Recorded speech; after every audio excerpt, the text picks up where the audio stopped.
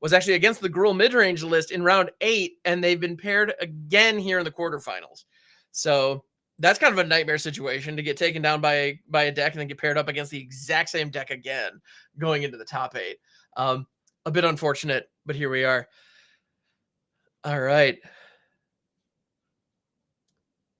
And let's see. It looks like we are going to be getting things started, if I'm not mistaken, watching Sandoish with the 4-color Fires list, and they'll be going up against Selesnya Angels. Which is just, I got to say, these Angel decks are really fun to watch because when they win by a mile. They produce board states where they have 40 power in the air and their life total is at 50, and there's almost nothing you can do about it. But at the same time, the 4-color Fires deck also puts it in a situation where they have Omnath and Kenrith on the field, and a situation where they also just have an incredible board state where things get out of hand. It's beautiful. You love to see it. And I think we're going to see exactly that here. All right. And we are underway. So my boss on Selesnya Angels. All right. Crisis averted. Yeah. Oh, all good. Yeah. Leading off with a turn 2 Giada. And Sandoish is looking at a hand just chock full of removal, which is exactly where you want to be. I think temporary lockdown makes a lot of sense here because knowing the Selesnya Angel list, Giada's about the only thing you're going to sweep up with that anyway. So might as well run it out and hold the Leyline Bindings and the Skyclave Apparitions for juicier targets. Yeah, a bit of a delay. Oh, no worries. All right. We had a bit of a crisis. My wife got home and there's a big bug on the window, so I had to go get a ladder and squish it. Oh, of course. Yeah, do what you got to do. No worries at all. All right. Excellent. So I haven't played this matchup from either side. Okay. I would anticipate game 1 is probably in favor potentially of the Angels deck if they could get a good enough start because there's no clean answer. I would give favor post board to the Fires deck. We've seen this Fires deck have access to Supreme Verdict, which is the card you really don't want to see out of the Angels deck. Oh yeah. Well, and one of the things that, if you've ever played with Fires against aggro, being able to drop Fires into a board sweeper on 4 is about the best feeling, because when you're trying to resolve 5 and 6 drops, being able to hit, being able to completely cut your opponent off so quickly it's really the best feeling. It doesn't get better. And so yeah, one of those Leyline Bindings is going to be coming down here, waiting until the absolute last second for max value like a pro. And that Karuga now, even if thrown right now, would draw. Yeah. Oh, I'm sorry. Go ahead. I was just going to say post board, we have Destroy Evil and 1 Vivian Reed. So unlike the Enigmatic deck, which will sack the Leyline Bindings, these bindings are pretty much here to stay ideally. Oh, yeah. Yeah, I think you're exactly right. Yeah, in this case, I mean, the main benefit, it's funny, you're right, both decks leverage that exact same card, but for very different reasons. Yeah, in the Enigmatic deck, it allows you to fetch up your Titans, your Comas, and what have you. But in this deck, exactly, they're here just because you're already running 4 colors in your mana base. And with Triomes and whatnot, you're going to have access to those land types. I mean, the domain is going to be very easy to satisfy. So, I mean, that's a Flash Banishing Light for 2. I mean, that's about as good a rate as you can ask for on those. All right, so here we have a Leyline Binding. They can, Leyline Binding was here. They also had the opportunity to drop Kenrith or the Cavalier. All would have been fine. In this case, going the more conservative line and limiting Mob Boss's resources, which makes good sense.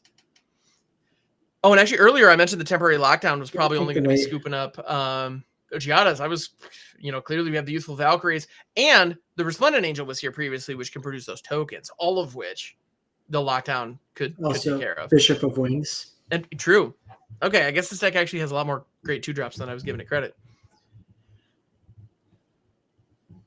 Yeah, it's an unorthodox sweeper, but it works really well in this deck because it is basically deal with your opponent's stuff, leave mine behind. And the Cavalier and friends are here to play. Yeah, and Maba scoops it up. I can't blame him. That was going to be a lot of damage coming in. And I can't think of a card they could have possibly hoped to draw there that would have gotten him out of it. Yeah. Settle the wreckage. And when in doubt, yeah. Which is Settle funny. is a beautiful thing. Because these decks sometimes do play Settle in the sideboard, which this version doesn't. Which is unfortunate, because, yeah, that would be great here. So we're seeing a Lockdown come out, the Fables come out, the Sweltering Suns come in. I actually don't love the Bone Crusher Giant in this matchup. It does very little other than Giada. I think I'd rather have Fable just for the ramp, card selection. Your card quality is often better than just a stomp. So in this matchup here, we'll probably see Vivian Reed come in. Deals with the enchantments. Archon of Absolution can slow down all these dual lands, and it basically nullifies Fire's cast 2. Destroy Evil deals with both the enchantments and the large creatures. Normally, Shaper's Sanctuary is a consideration, but a lot of the removal here is going to catch all. It's really just the Leyline bindings. So I probably wouldn't dilute it too much, because the important thing to remember is you are a collected company deck. So you do need to have a density of creatures. So you'll likely see the Portable Holes come out and swap in some numbers there. Maybe cut out, like this version's actually playing a one of Resplendent Marshal, which I have to look at. It's the Mythic from Kaldheim, the 3 mana 3/3 flyer, enters the battlefield or dies, you exile another creature from a graveyard. When you do, put a 1/1 counter on each creature. So it's like a pseudo Lord static. There's usually one flex spot for. That's interesting. That's one of those. Yeah, Kaldheim had a couple of those. Well, actually, every set has a couple of those mythics that look really interesting and that ultimately go on to do very little. And that was one of the ones from Kaldheim that didn't really make a big splash. But reading it here, I can see why it's in this deck, because being able to buff your entire team if you have creatures that are going to the graveyard. Although I think, yeah, this deck doesn't. I mean, we saw there. I think like most of the removal they're going up against these days just seems to be exile. Yeah. Because even out of like blue-white control, they're going to have a sweeper that's going to deal with it. They're going to have Farewell that's going to exile. And here we see the 1 mana Leyline Binding. When your 6 mana spells cost 1 on turn 2. Yeah, it's a really big tempo swing. Yeah, so that's a couple options here. We can see Karuga to hand. We can see Cycle. All right. Yeah, so Karuga is in hand, and I have a feeling that Steam Vents or the Fabled Passage, either way, we're looking at fires. And this could be fires into a temporary lockdown. So it depends on where they've. Yeah. Yeah. The Fable you want to keep probably for the Omnath itself triggering. And here really this Angels deck will have Skyclave Apparition. Pretty much is the only way, or if they brought in the Destroy Evils potentially, but a Destroy Evil here is a Destroy Evil that's not on your fires or your Leyline. So Omnath already kind of replaced himself. All right, Resplendent Angel into with Giada on board. Righteous Falcon to Resplendent Angel, just casually creating a 9/9 token. That's a pretty sweet sequence. And just like that, Sandoich has some decisions to make.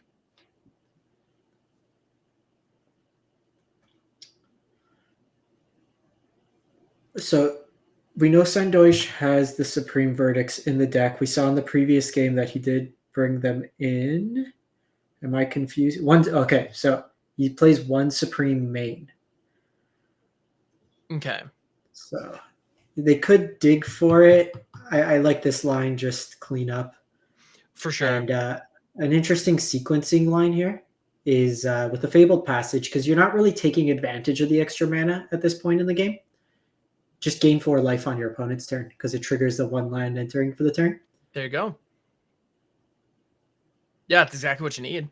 Yeah, getting the Righteous Valkyrie off the field makes a lot of sense. That was the life gain that was really going to make the Resplendent Angel, a massive problem. Because without a life gain engine, we are Angel. In this case, it's just a 5/5 body. We are the land now, so they can activate, make a 7/7 life linker if they want to still put pressure on without overcommitting to the board, which I actually like that line. You lose this matchup, I think, by dumping your hand into Supreme Verdict. Mm-hmm. Whereas this, you're still putting pressure, you're keeping your life total at a reasonable amount, and then you're left with the 4/4 behind. So your opponent can't necessarily kill you. We do know that Sandoish has access to Kenrith and at least Karuga in hand, so there's some trample damage coming through if chosen.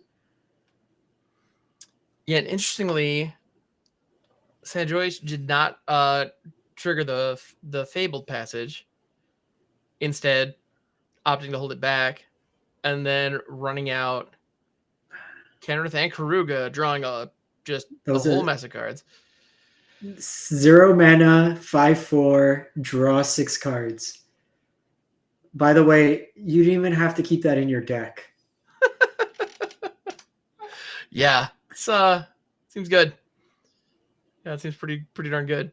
Yeah, so I mean, like we were saying with Yorion, we have the situation here where turns out Karuga also just quietly a really strong card. It's a it's a 5/4 body that, like you're saying, costs you very little, almost nothing to run. And so Sandoish here is pushing damage. They can use Kenrith to gain a little bit of life if they want to, and then they now drew into the Supreme Verdict. So, get in the damage while you can. They've already cast their 2 spells this turn, so even though they have mana back, they can't cast anything else. The one downside to fires, I still think it's totally worth it. Being able to just free cast everything and activate abilities on a whim is pretty good. So I think that was the reason that Sandoish did not value knowing that they were casting Kenrith this turn, valuing the 4 extra mana.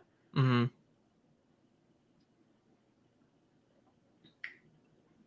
Yeah, that makes a whole lot of sense. Get a bunch of life, so Sandoish looking over at Mob Boss and saying, I am the life game player now.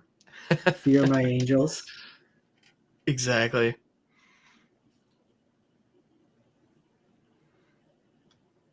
Nope, discarding the Bone Crusher Giant. A phenomenal card, but at this phase in the game and in this matchup, not positioned super well. So that makes good sense. And they have 3 mana back to cycle the Triumph. Small things covered, big things covered, life gain covered, all them goodies. Oh, yeah. Now, sitting with the Fires of Invention, once you get a card like Kenrith or the Cavalier of Flame that just gives you an onboard mana sink, oh my goodness. I mean, the amount of value you can generate in one turn is unreal. And yeah, that's what we have going on here. Well, at this juncture of the game, Mob Boss can keep punching in for 7 a turn, gain the life, but Sandoish is gaining, I guess, 5 this turn, access to another 10 next turn, just kind of going off like that. Mm-hmm. And then if they do sweep, they can always have the option, even if they'd like, if the board gets out of control, sweep, cast the second Kenrith, reanimate, and just basically say, well, I just got my board back and you have nothing. Yeah, that's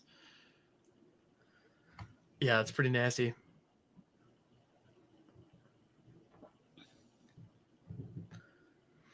Yeah, and here we have a situation, and Sandoish is taking some time here because there are a ton of options. There are a ton of different ways that he could play out this turn.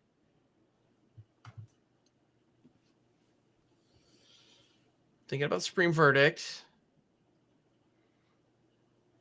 The other option is the temporary lockdown would remove both those tokens. Yeah, I like that line better because you got to get a chunk. These angels going offense defense could present a bit of a problem. Mm-hmm.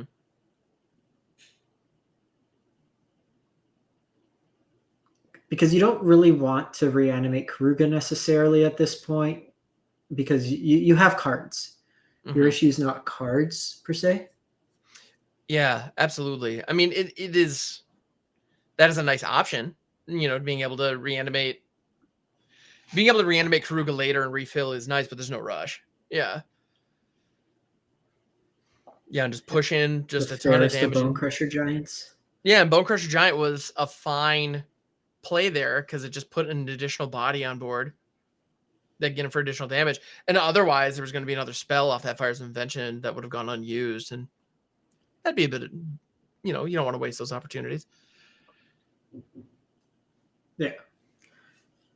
Sandosh has the option to just reanimate the Bone Crusher in the graveyard. Yeah, it'll be really interesting to see what this. It'll be a big swing for a turn. Yeah. A couple of Resplendent Angels here goes off. A Giada, or not Giada, Resplendent. Yeah, Resplendent here would be great. I mean, Giada certainly wouldn't hurt, although we know the Sandosh has another temporary lockdown in hand. So if this spins into some 2-drops, another Bishop and a Righteous Valkyrie, I mean, that represents a lot of life gain. So that's not nothing. I don't know that it's going to be enough here, but... And this is also going to be another token coming off that Resplendent Angel at end of turn. It does push them over the threshold, so all their creatures get the boost too. Because it will be 12 life gained, puts them to 36 here.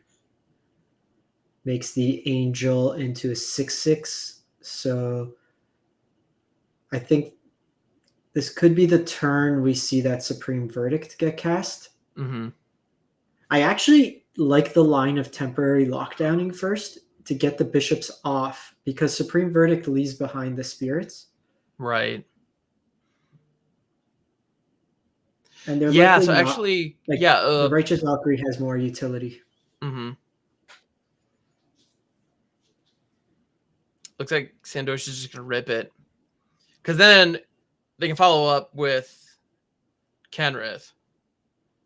Or a temporary lockdown here, which would remove the spirits. So... And then leave Mob Boss with only 2 cards in hand. Although, to be fair, those spirits aren't really going to be doing much here. I don't know. Yeah, I think I like getting Kenrith going. Just gives you better value.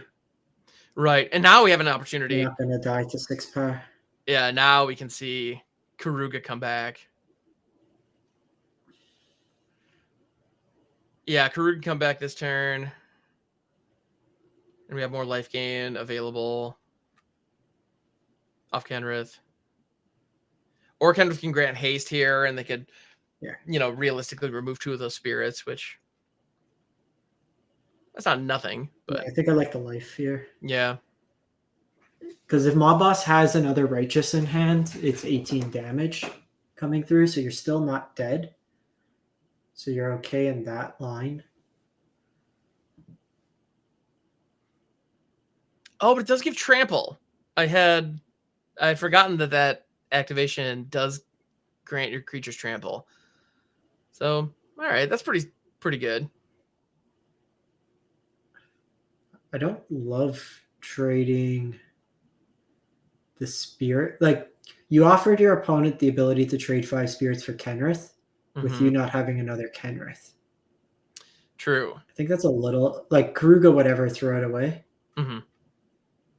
Yeah, exactly. Karuga did their job, but yeah. I think... That was an aggressive play, certainly. See the Vivian Reed. There we go. Come down, 18 in the air.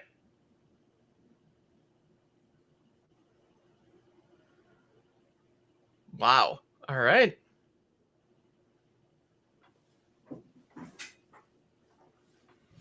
It's been a very back and forth match here. Definitely.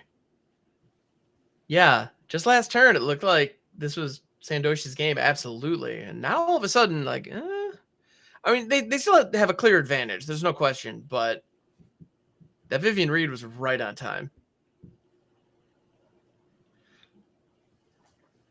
Because yeah, now we're looking at Brotherhood's End, which would take care of It's actually Vivian, all the spirits. It's kind of funny. They've settled right on that 27 life threshold. Mm-hmm.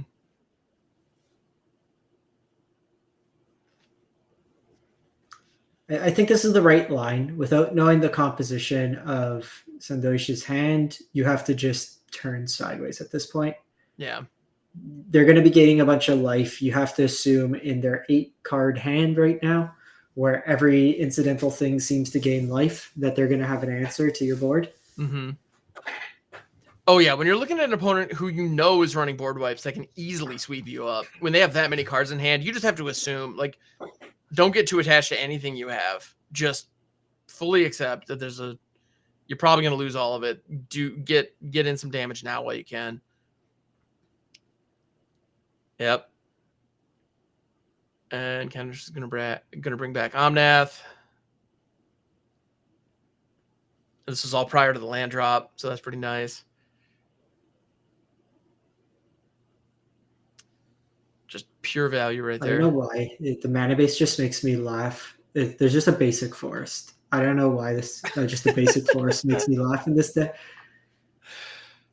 Because on paper, this deck's going to be like $700 just because of the mana base. Oh, for sure. And you're like, yeah, but I'm saving because I got my one forest. Better get a John Avon full art secret lair foil. I was just about to say, yeah. Yeah, exactly. That one forest is, yeah, exactly. A John Avon a signed John Avon art is proof. It's more expensive than the rest of the deck. Yeah. All right, here we go. Skyclave Apparition coming down. Getting the fires off the field, which we know Sandosh has another fires, so that's fine. And even without that other fires, they're still in just a really good position here. I mean, something as simple as that Brotherhood's End is just gonna Righteous. Yeah, the Brotherhood's End alone is gonna really wreck Mob Boss's day. And here it is, sweeping up the Skyclave Apparition and Retain. This also gives Sandosh a 4/4 body that they're now. Oh, looks like they're gonna reanimate the Bone Crusher first. All right. Right. So we have Sandosh. We've seen one side of it, and we are seeing the other side with Gruel midrange. So Gruel midrange beat the Jeskai combo deck, and we see this vehicle deck now coming up. Who you have in this matchup? Ooh, I definitely want to see. I mean, don't get me wrong. The Fires deck is fantastic. I'm a big fan. Sandosh is a wonderful competitor. But I really want to see this Gruel deck step up. And here we have the Gruel player keeping an aggressive one-lander with the Llanowar Elves. But I mean, Llanowar Elves into Scavenging Ooze. That's not a bad setup. I don't know. Like if I had to put money down on this match, I feel like I would probably lean Sandosh in the Fires list. However, I don't know. I'm excited to see this Gruel deck pop off. Now they did miss a land drop there. Sandosh saw that, but they got it. So that was their second land on turn 3. Llanowar Elves, keeping them more or less on curve despite some less than desirable, early plays, and then Temporary Lockdown coming in, getting some really good value. Yeah, with that Llanowar Elves, which cut them off from a Dodging the Bone Crusher on 2. I'm sorry. Yeah, dodging Bone Crusher on turn 2 was pretty big. Just being able to at least. Oh, they had their one of Verdict. Wow. So that's got to feel bad when the one of you play the Lockdown, you get around there. Well, yeah, and so this situation right now, the Gruel player was off to a bit of a slow start, missed a land drop, and Sandosh had possibly the best sequence they could have hoped for on turns 3 and 4. Being able to hit the Temporary Lockdown, get 2 targets, one of which was a key mana producer, and then followed up with the fires into the one of Supreme Verdict to keep the board clean. This is looking really good for Sandoish. However, Ameni here, our Gruel player, has still gotten Sandoish down to 9. When you're playing the aggro deck, you need to be pushing damage, and they've done that. But here comes Kenrith. I have a feeling that is going to put an end to all of Ameni's fun in this game. So it's a little tricky because they can't gain the life this turn. So if you are able to rip a land, you can steal the Kenrith, and that does stop the life gain for a turn. Mm-hmm. And then attack with the Kenrith, offer the trade. Yeah. Ooh, Sandoish turning card sideways because this does put Ameni on a 2-turn clock if they can't answer this. Karpus and Forest. That is 1 off lethal. Yep.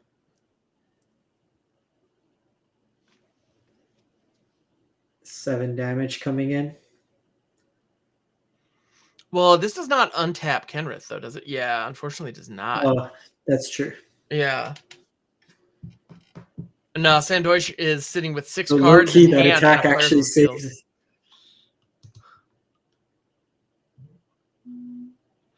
Yeah, and unfortunately, you can't afford to attack here because a Cavalier Flames or Kenrith from Sandoish, and that's it. So,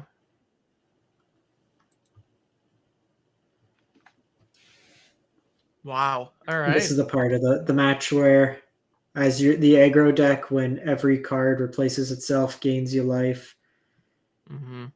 I think the window for actually winning this matchup is probably turn 4, where you could kind of put them behind. Once they tap with the 5 mana fires, it's Channel Land is the third spell in a way.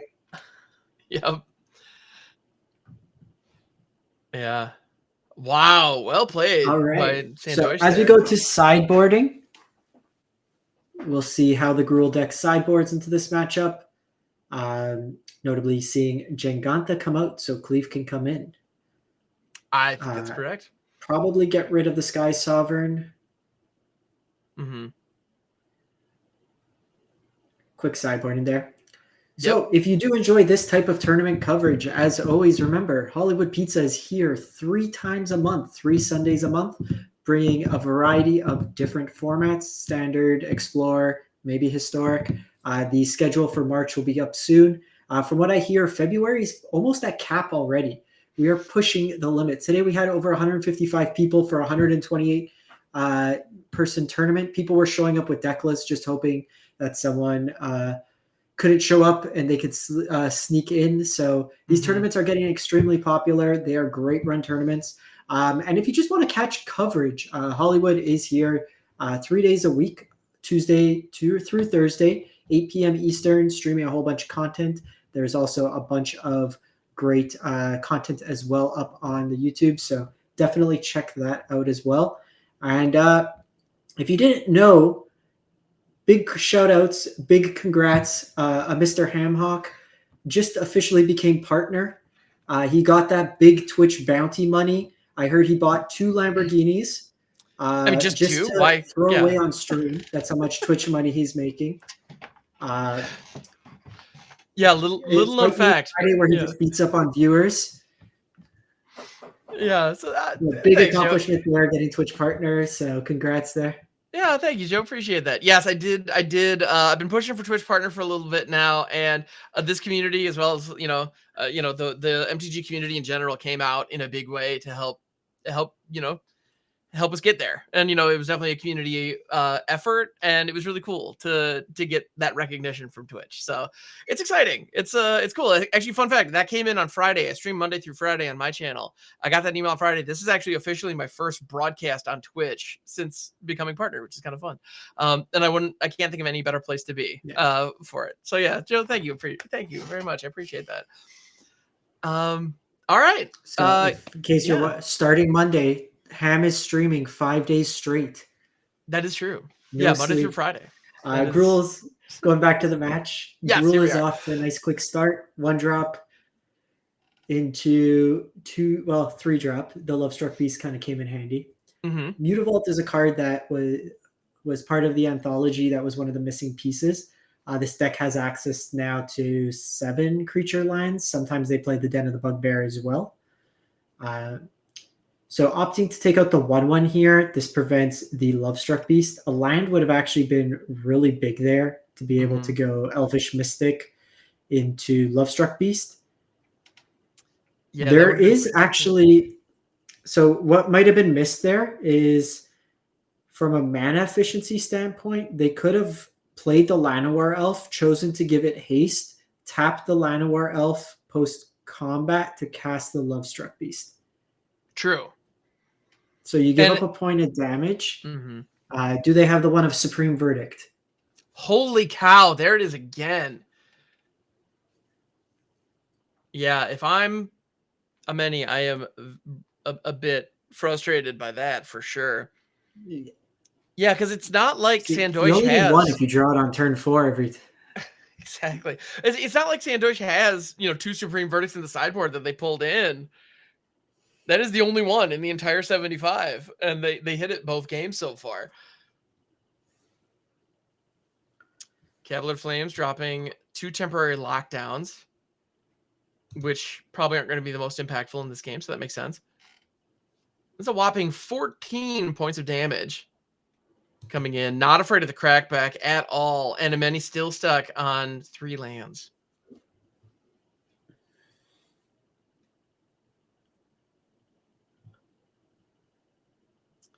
Wow. Yeah, and I mean, at the end of the day, Sandoish has been able to produce some pretty massive turns that have absolutely turned the tide here. Yeah. When this deck this Fires deck hits hard. Oh yeah. When it turns the corner from I'm probably dead to I'm just going to hit you for 25, 30 in a shot. And who would have thought cheating on mana cost? It's nuts, right? Yeah.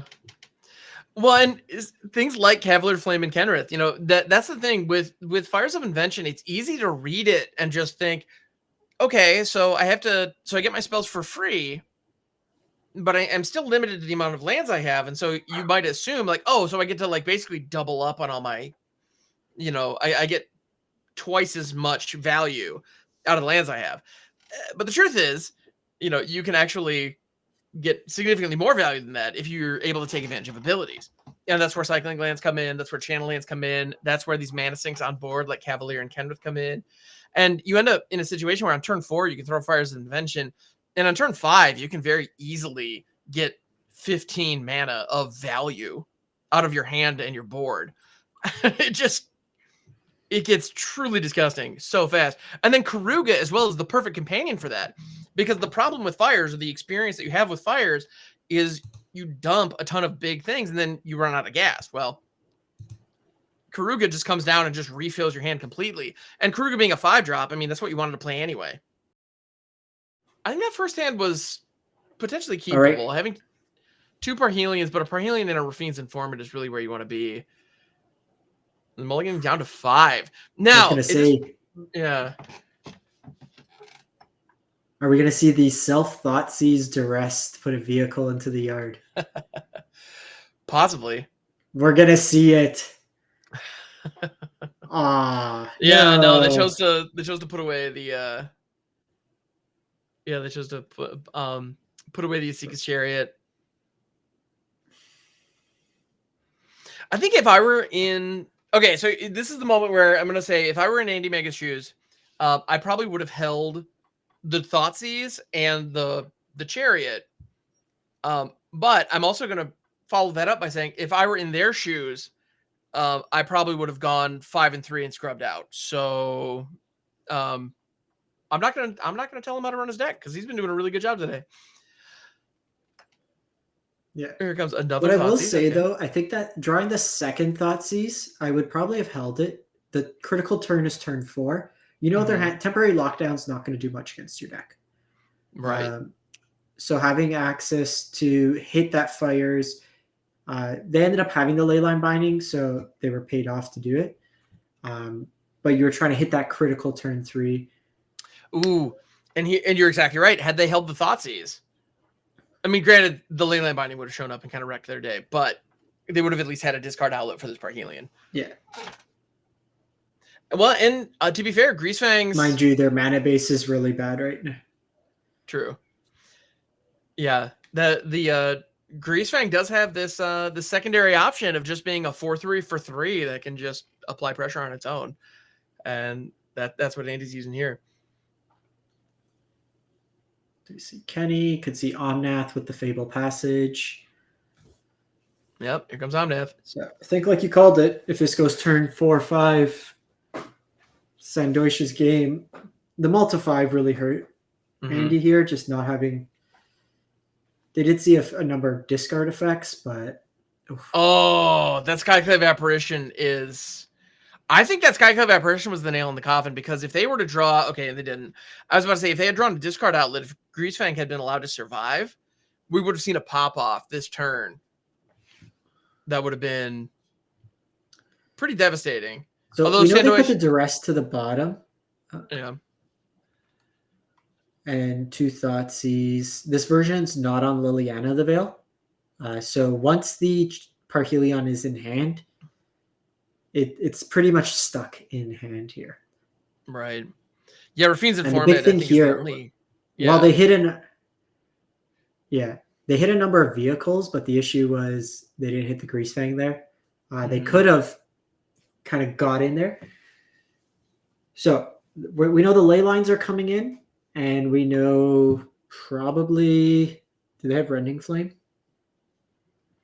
Nope, they can't have Rending Flame because of Karuga Companion. Karuga. Yeah, so it's probably just Leyline and Petty Theft, Brazen Bora. Yeah, I think you're right. So we see those Leylines Sunder come in. Yeah, like the moment the screen finished loading, Sandoish put those Leylines in. I have no doubt, because I have no doubt that this matchup is exactly why they're in that sideboard, and that's why you put 4 of them in there. Well, I thought Sandoish was a pro. He only needs 1. We've seen that with Verdict. Fair enough. Does Sandoish have turn 0 actions? Okay. And Andy Mega hanging on here. The Witherbloom command is going to be able to get a Mull, and they have Greasefang. And even the Thoughtseize, if they were to draw into a Parhelion, right away, then they have a way to get into the graveyard. So how aggressive do you think Sandoish mulls to those ley lines?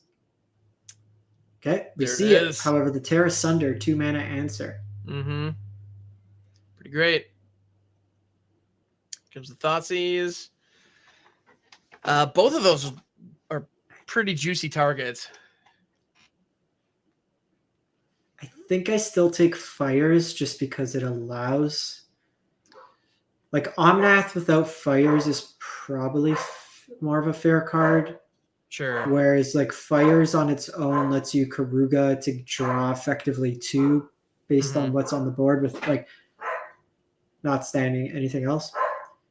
Right. So do it on your opponent's turn. Yeah, no, I agree with that, because Fires is the build around that holds the whole deck together. There are some decks in which Omnath is the correct choice, but given that Sandoish isn't running a lot of landfall triggers, or ways to get multiple lands onto the field easily, then yeah, getting rid of Fires was the correct choice there. All right, Shocking at Temple Garden, Greasefang live and online.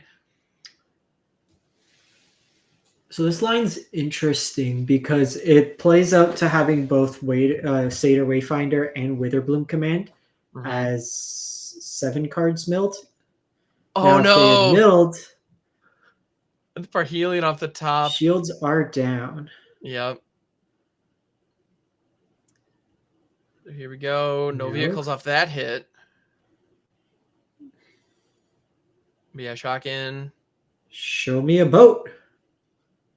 Okay, Chariot's no boat. We got Chariot. Yep. That's fine. We do know though that Sandoish 1000% has Supreme Verdict because it's turn 4. Yeah, we have seen that Supreme Verdict has this really interesting Every habit of game showing turn up. 4. That one of one of the fun facts about Supreme Verdict, it is a lighter card. It does float to the top of the deck. That is just kind of the nature of how that card works. See, he has it's full. It's the only foil in the deck, so it That's bends just a bit. Exactly. Yeah. See, on Arena, if you get the full art parallax, it works that way.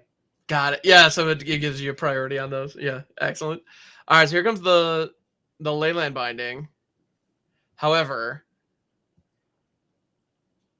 yeah, that's just quite a lot of damage on board. Here comes another Chariot. And the nice thing. With another Chariot back, so even if Sandoish does have the Supreme Verdict, Chariot into Chariot can get work done. Does not have Farewell, so... Okay, well, we are getting max value for these finals. Every game played. Absolutely. Let's see, Sandoish on the play. Will the one Terra Sunder or the one Supreme Verdict ring true? I love it. But yeah, we have the one Terra Sunder, which exactly Blue Robot was the key there. And then there's also the Vanishing Verses could also help against the Leyline. But yeah. Yeah. 10-0 so far for Blue Robot. Looking to go the full 11-0 for the cash prize bragging rights. And interestingly, a slice of 3-day-old pizza. Oh yeah. Oh, it's the best, right? As long as it's been in the fridge. On the countertop, yeah, maybe not so much. Interestingly enough, I'm looking at Blue Robot has gone completely undefeated today, absolutely crushing it. Meanwhile, I'm looking at Sandoish's record. He's currently 9-1, with his only loss on the day being against Blue Robot in round 6. So Andy Mega has already won this match once today, and here we are going into game 3. But the Leyline stuck with no answer. No Terra Sunder. Ooh.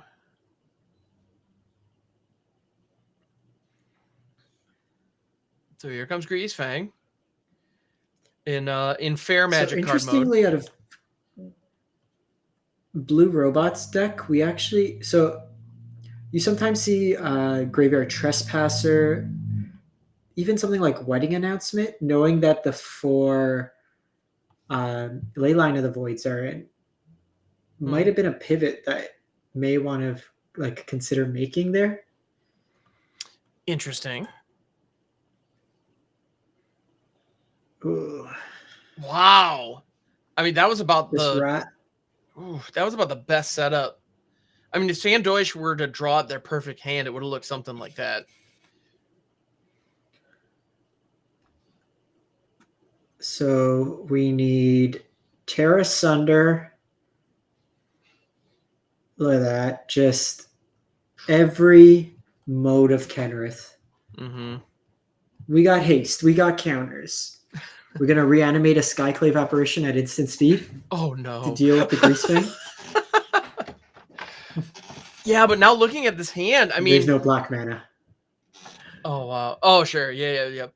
But yeah, so Blue Robot here, Andy Mega, is now sitting on 4 mill spells in hand with no ability to mill. That hurts. Yeah. That Leyline of the Void coming in absolutely clutch.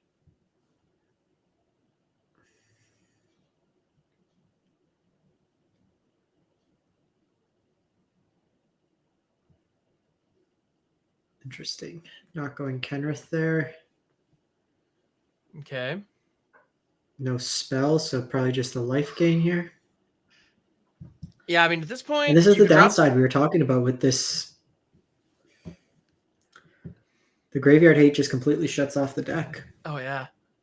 Oh, it's brutal, too, because, I mean, at this point, if the Leyline hadn't shown up, I mean, the game probably would have already been over, and Blue Robot would have taken it down, because the amount of cards they can mill based on what's in their hand right now, it's enough, so I feel very confident that they would have hit cards. A good vehicle here. Yeah, I mean, it's just a ton.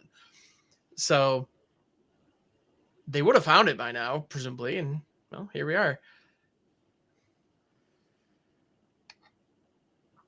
Forced a block here. At least a pump.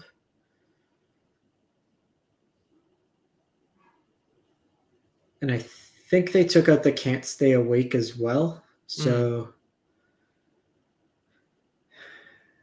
Terra Sunder, Grizzly Salvage, Mill over Parhelion. Ouch. Yeah, so this is the moment where yeah. I mean, there was Beside there, which could have helped pop the ley line, but it's just too late. So Blue Robot at this point is completing their cast for 15 white spells daily quest. Yep, that is what Seeing we're looking at how here. far deep that and it looks like Sandoish will take this one. Wow.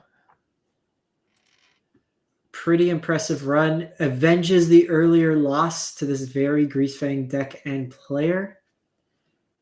Yeah, I'd say both of these players have, put together a really impressive showing today. And yeah, kudos to both of them for putting on a phenomenal show. And, thank you to both of them for, sharing their screens and letting us along for the ride, because this was fantastic. So congratulations, Sandoish, for taking it down, and Blue Robot, well done. Yeah, great job getting here.